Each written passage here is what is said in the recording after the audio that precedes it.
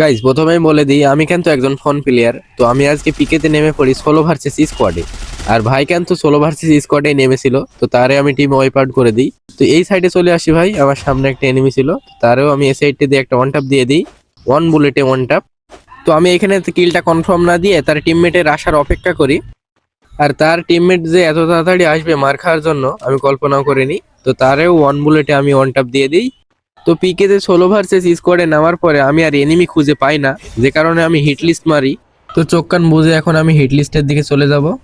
তো আমার সামনে দিয়ে এনিমিটা যাচ্ছিল, তো তারে আমি নক করে দিই অ্যান্ড কনফার্মও দিয়ে দিই। তো হিট লিস্ট আমার সামনেই ছিল, তো আমি কিছু না ভেবে সোজাসুজি রাশ করে দিই।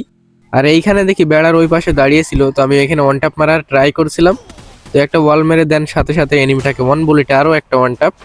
তো ভাই তার টিমমেট আমাকে যাতা দিচ্ছিল, তো আমি তার টিমমেটকে তাপসোয়া ক্যারেক্টার মেরে তাকেও একটা ওয়ান ট্যাপ দিই। দেন সে রিভাইভ ক্যারেক্টার ছাড়ে। তো আমি ভাই ভেবেছিলাম সে ওই পাশে আছে, তো তাকে কনফার্ম দিতে যাই, দেখি ভাই সে নাই। তো সে আবার রিভাইভ হয়ে যায়, তো তারে আমি আবারও নক করে দিই। তো আমি ভাবলাম ভাই এখান থেকে না গিয়ে তাদের নামার আবার অপেক্ষা করি, তারা রিভাইভ পেয়ে আবার হয়তো এখানেই নামবে। তো যেই ভাবা সেই কাজ।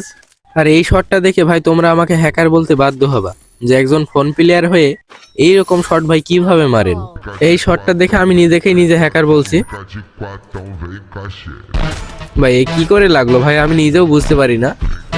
তো এনিমিটা আমাকে রিপোর্ট মারছিল এই শটটার কারণে। তো গাইজ আজকের ভিডিও এইটুকুই। যদি ভালো লেগে থাকে ভাই প্লিজ চ্যানেলটা সাবস্ক্রাইব করে দেন। আর টিকটক থেকে যারা দেখবেন অবশ্যই ফলো করে দিন।